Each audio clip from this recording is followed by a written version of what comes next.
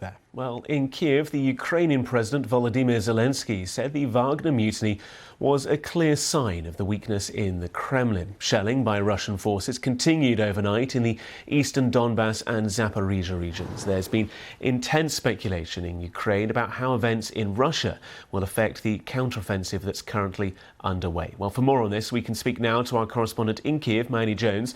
Maini, what is the latest on the ground across the front line?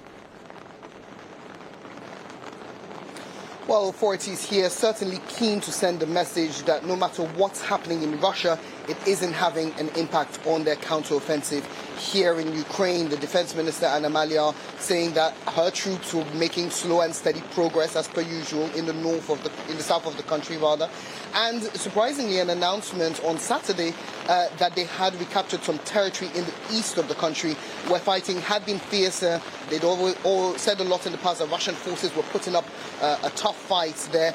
They claim that they've reclaimed some territory that has been under Russian control since 2014 in the Donetsk region. Now, they didn't say where this territory was specifically, which has caused a bit of skepticism, but I think it illustrates that the message the Ukrainians want to send is that their number one priority is putting an end to this war, is regaining their territory. So no matter what happens in Russia, that's what they're getting on with. With regards to what is happening in Russia, how is Kiev reacting and responding to those events that have played out? You know, people here were absolutely fascinated with what was happening in Russia this weekend, glued to their televisions, commenting on social media until very late. But waking up this morning, I went around Kyiv, spoke to people about their impressions of how it all went. And I think now that the dust has settled a little bit, there is some confusion. I think some people were certainly disappointed. They said that they hoped that Russia would be so preoccupied with its internal affairs that it would pull its troops out of Ukraine and they would finally have the peace that they've been waiting for so long. But then there's the other side of things, with some people saying that actually Russia is getting its just desserts. And that's something that President Zelensky echoed in his overnight statement. He said everything that was happening to Russia was because of how it acted in Ukraine, that Mr. Putin thought that he was more powerful than he was, but actually this weekend's event showed that there was chaos at the top of Russian politics.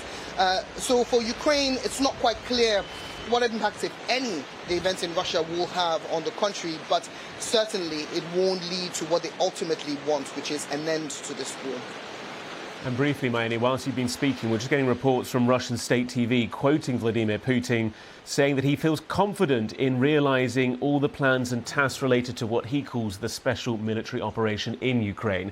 Those comments surely won't come as a surprise to Kiev. They'll be expecting him to double down on his efforts with regards to the war. Absolutely. Officials here have been speculating in local media that actually what happened this weekend in Russia could have multiple effects on Ukraine. Perhaps Mr. Putin, they were saying, might try and show a show of force after appearing slightly weakened there by his close allies. So he might double down, start striking Ukraine even more fiercely than he's done before. And that would certainly be a concern for Kyiv. But their confidence in their air defense systems, they say that's what's been protecting their civilian population so far. And they're also willing to fight. That's the message they've sent all weekend. They won't stop fighting until they get their country back.